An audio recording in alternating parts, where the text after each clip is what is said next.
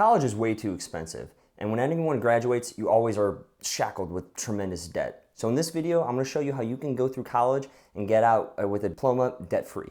And when I say graduate and get a diploma, I mean any college you want to go to. It's not just the small Ivy Leagues. It could be Purdue, the Big Ten, any college you want to go to. And the reason I'm saying this is because when I graduated college a few years ago, I was able to get out with no college debt. So there's 4 main steps that I did to graduate debt-free.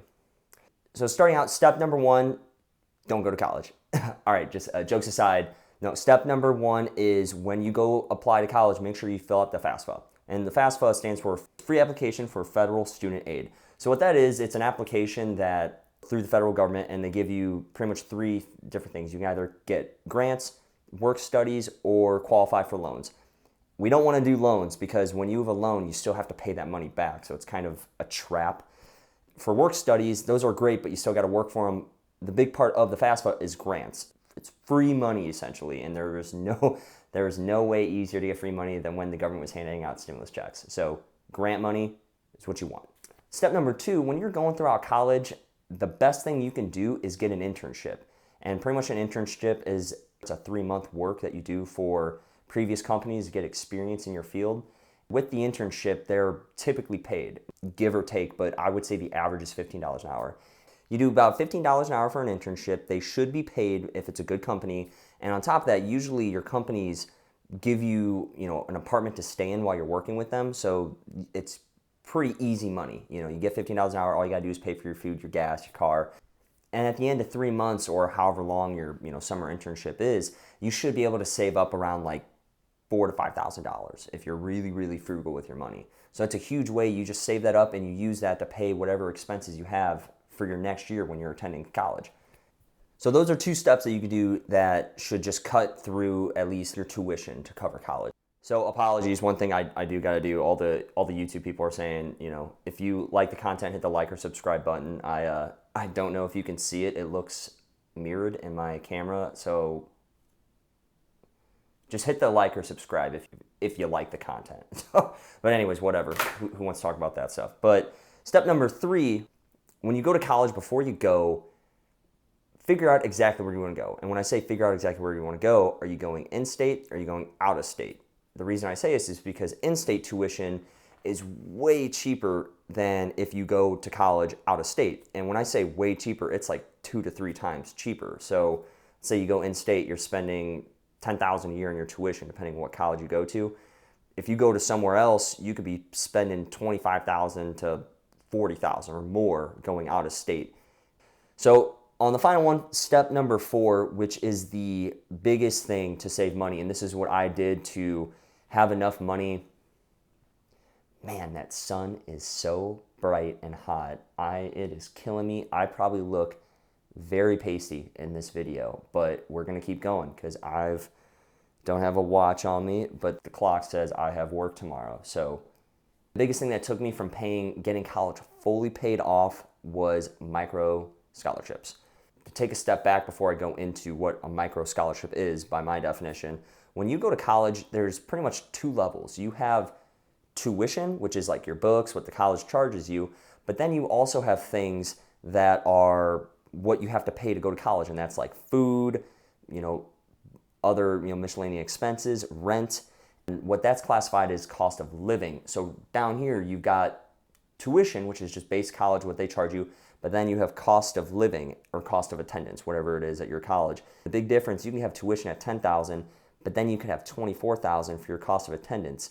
So if you do scholarships and you're able to get as much money as you can, then you're able to go from just, doing tuition to where you're actually getting paid to go to school, and the payment is allowing you to pay your rent and do whatever you need to do. And when I say micro scholarships, I actually went through and applied for a week, for 40 hours just straight. I went through every website, everything I can find to apply to a scholarship. And if the scholarship was, I would say $5,000 or less, I was applying to it. I was going through whatever I could, fill out the application. I actually made templates because all the questions are pretty much identical when you're going through it. So I was literally just going through my templates, finding scholarships.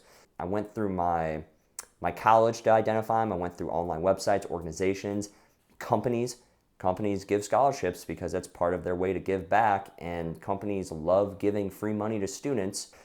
So I actually was applying to all these for 40 hours a week. Surprisingly, I even, like one of them, it was like a $2,000 scholarship. The gentleman had me, invited me to dinner, which was weird. I was hoping I still got I was I was gonna get the money regardless if I went to dinner. He stated that, so I was like, okay, fine. It was legitimate, and I went there, and he asked me, he's like, hey, why did you apply to this scholarship? And I told him, like, Purdue sent me an email for the scholarship. Everyone gets it. I just applied. And he's like, well, you're the first one to apply in 5 years.